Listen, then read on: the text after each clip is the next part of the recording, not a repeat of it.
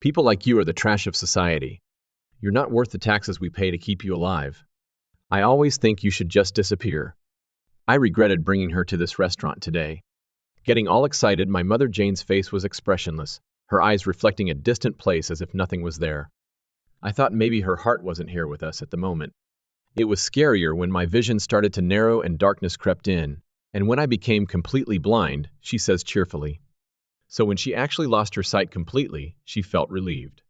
Strangely enough, she had nightmares of going blind, waking up thinking it was just a dream, only to realize that too was a dream. When she opened her eyes, her field of vision was narrowing. Those days were so hard, just hearing about them is painful. She had aspired to be a professional oil painter since high school. She had been attending a painting academy to get into art college, her hands always covered in paint as she faced her artwork every day. The day she passed her university entrance exams, returning home after celebrating with friends over dinner, she was hit by a car that ran a red light.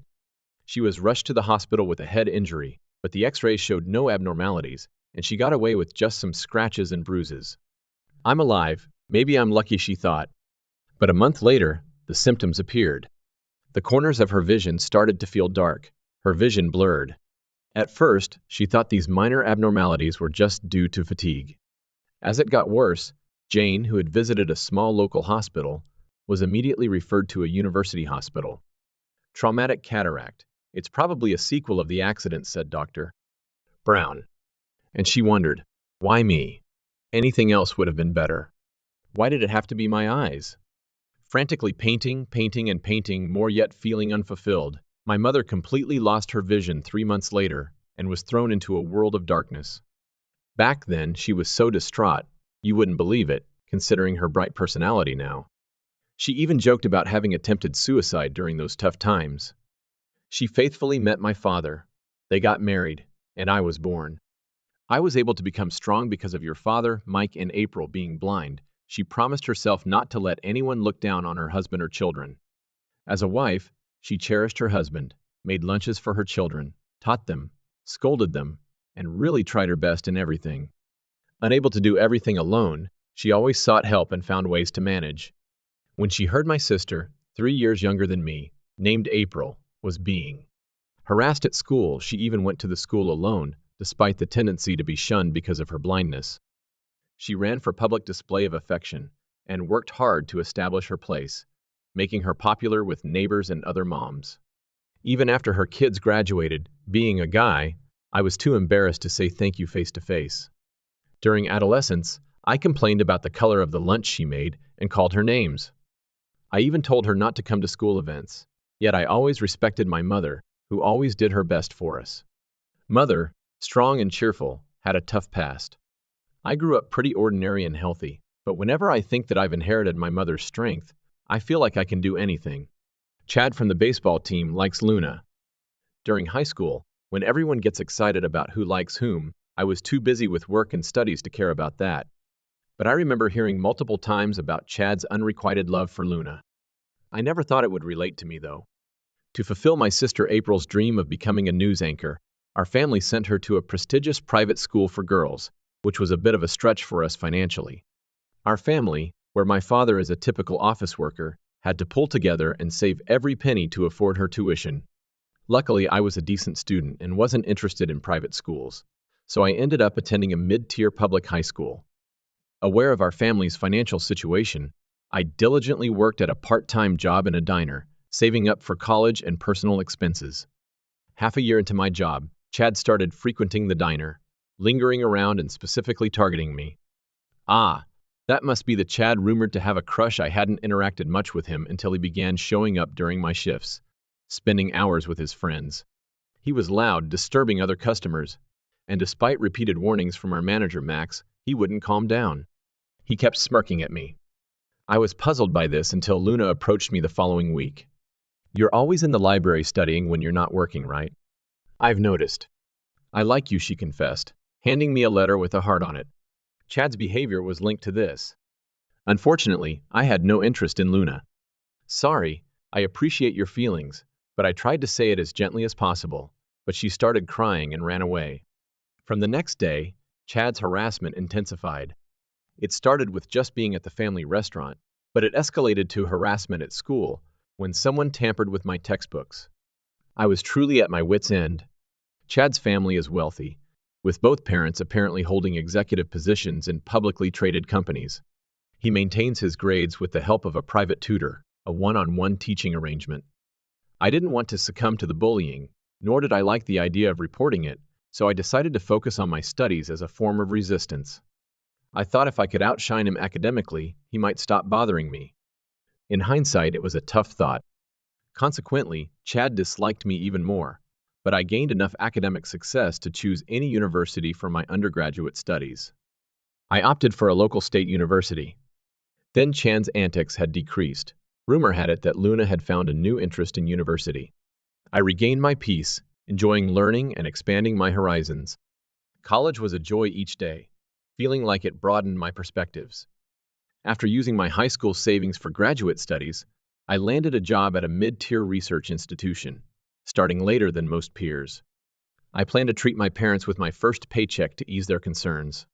My sister April had recently become a local TV announcer and had already treated our parents, so I felt I should do the same.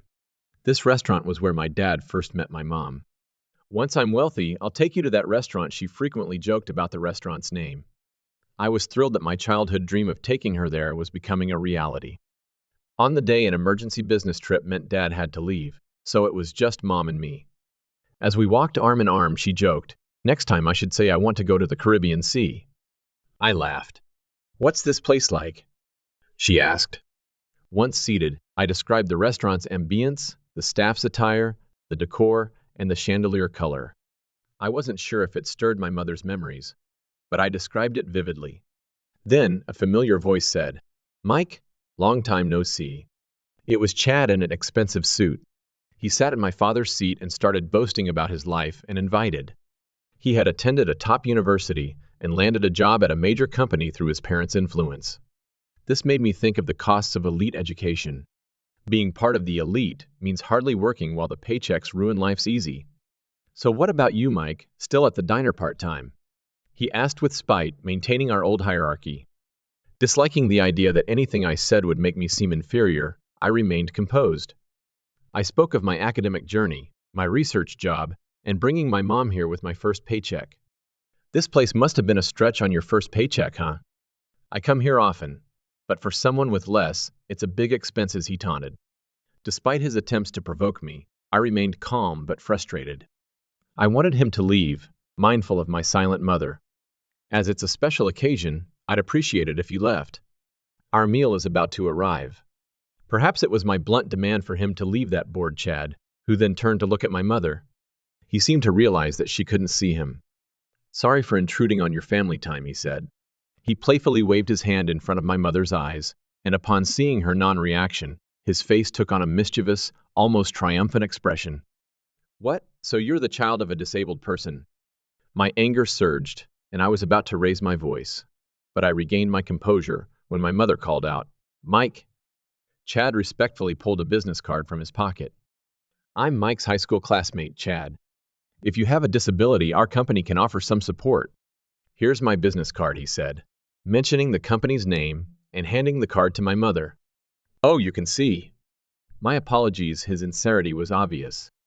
My mother remained silent. Well, it seemed Chad was trying to take advantage of the company's promotion of supporting people with disabilities. "I think people like you are a drain on society, not worth living off our taxes, right? Ever thought it'd be better for the country if you just disappeared?"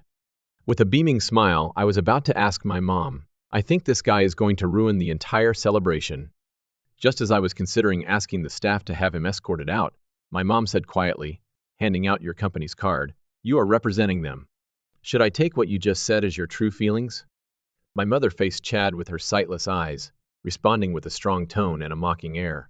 Chad retorted, "Wouldn't the world be much better off if all disabled people just disappeared? There are plenty of them at my company, and it's sickening. Is this some kind of charity work or what?"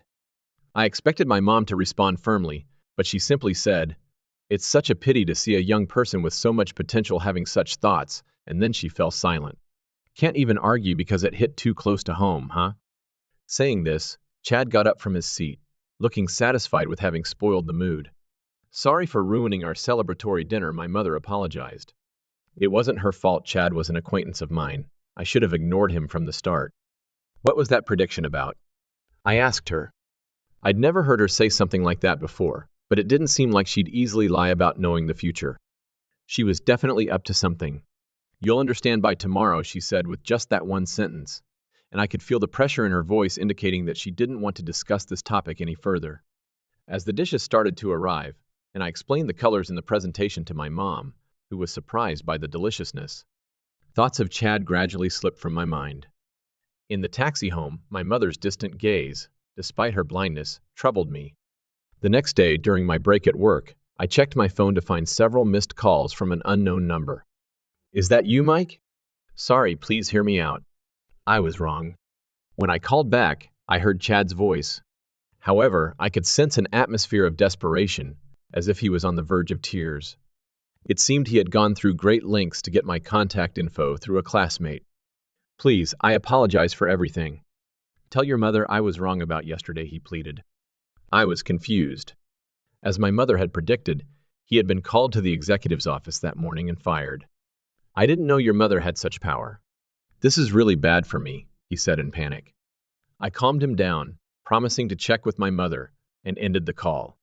When I called her, she answered after one ring, as if she knew the call was coming. When I told her about Chad's call, she quietly said, I told you so, didn't I? I asked her what she had done. I know Tom Bryan, the president of that company. I just reported that his views on people with disabilities are not good for the future of the company, she explained. I was astounded to learn that my mother was actually a shareholder in Chad's company. She said that Tom was the person who helped her when she was in despair about going blind and even thought about ending her life. Apparently, Tom also played a role in connecting her with my father. I had never heard of such a thing before because our house has always had to be frugal. When Tom was starting his company, there was an unfortunate trouble.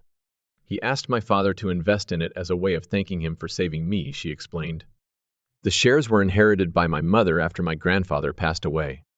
I have no intention of selling them, so they couldn't really be called an asset. Then she said, I'll get in touch so you and Chad come to the same restaurant as yesterday, and hung up the phone.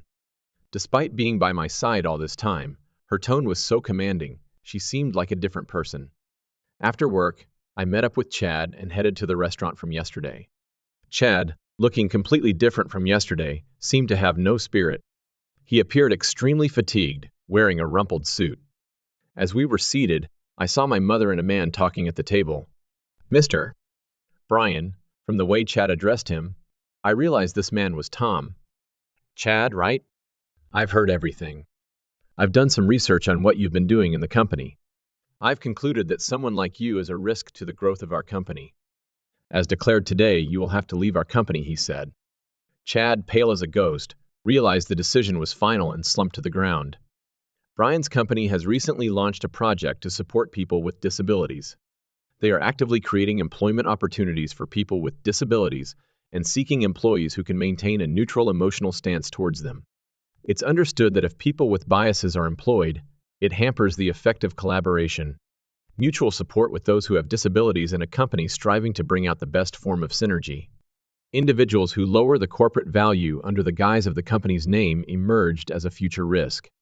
It was discovered through an internal investigation that Chad had been harassing and verbally abusing people who are deaf, have mobility issues, and others. Everyone feared the uncertainty of finding a new job after leaving here, and Chad exploited this fear to continue his harassment. Hearing his comment, "They are disabled. A burden on society," my faith in humanity was shaken. My mother realized that if he could say such things to her, he would do the same in the company. Despite Tom's efforts to create a society where people like him help each other, Chad was doing the exact opposite. She said she reported him, believing that Chad's presence was not suitable for the company's future growth. While Chad seemed to regret his actions, it was too late. Sooner or later, voices would have been raised, either from those harassed inside the company or from somewhere else. His father, who got him the job for connections, has also been informed and is furious. Dad will now have to search for a new job on his own, without his parents' backing. You're still young.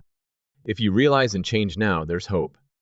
As you are, you'll face the same issues wherever you go. My mother spoke as if giving advice. After Chad left, my mother, Tom, and I sat at the same table, and unexpectedly, I ended up hearing stories about her past. It's hard to believe you're the same Jane who wanted to die back then. You've become strong. When Tom said that, my mother smiled. I have children now. I didn't want to remain weak. I was surprised to learn that she plans to join Brian Company's ventures as an advisor once the kids are more independent. I'm looking forward to starting this new chapter in my life. My mother, who says she is enthusiastic, is reliable. I ate a lot of delicious food that day. Even if I didn't feel like I could taste it yesterday, I can actually taste it today. I began to think about the Caribbean Sea. I don't know if that will be in 10 or 20 years, but someday I want to take her there. How will I describe the blue of the sea and the vibrant colors? I hope to become a person rich in expression by then. As I imagine the future, a bit